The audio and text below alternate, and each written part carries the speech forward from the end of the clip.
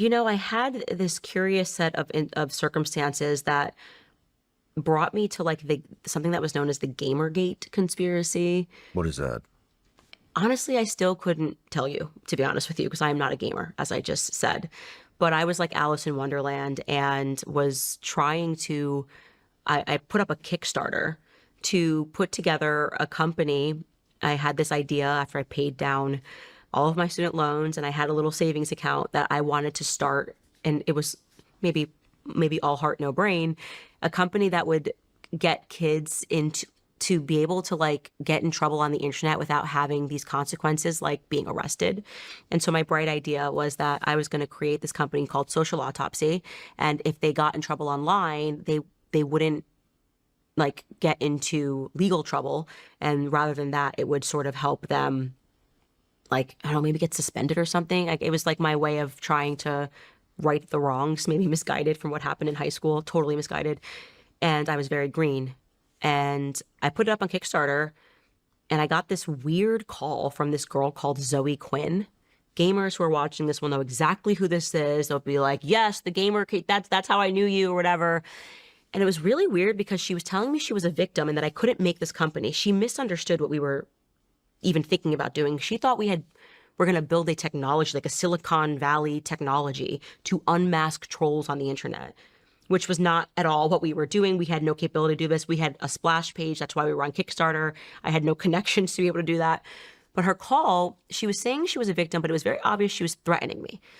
And I didn't know anything about this girl or Gamergate. And long story short, after I hang up the phone call with her, I start getting hit with a bunch of threats online. And it was very obvious to me that this girl was directing the threats. Just my gut instinct that something was wrong with this girl. And I landed myself into the middle of a huge Gamergate like war that was being covered extensively by Breitbart. I'm really just always in the wrong place at the wrong time.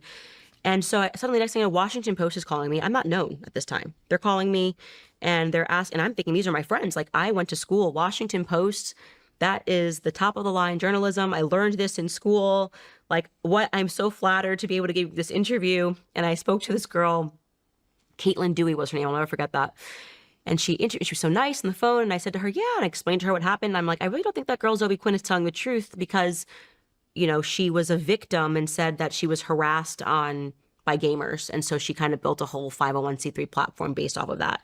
And I guess the Gamergate conspiracy was that she was actually leading an army of trolls. And that was just my experience with her in 4 seconds, and I had no idea what was going on or what the backstory was. Just like that girl is led trolls against me and that girl wasn't a victim. And boy, was that a big statement.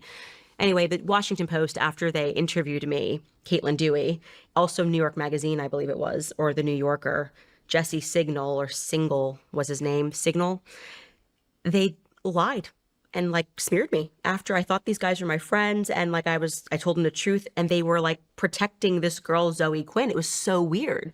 And this was the entire thrust of the Gamergate conspiracy, was that this girl was being artificially protected, that she was actually leading an army of trolls and pretending that we needed to do something about men and gamers on the internet. And this is kind of like the preamble to the Hillary Clinton campaign, which became very much we kind of got into this anti-masculinity, men are toxic. It was kind of the preamble to that.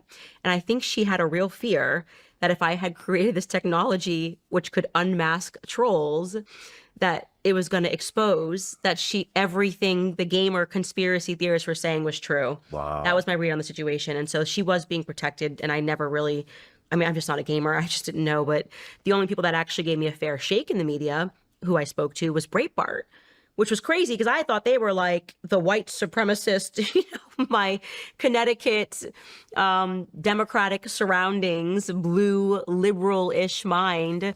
I was really reticent to speak to them.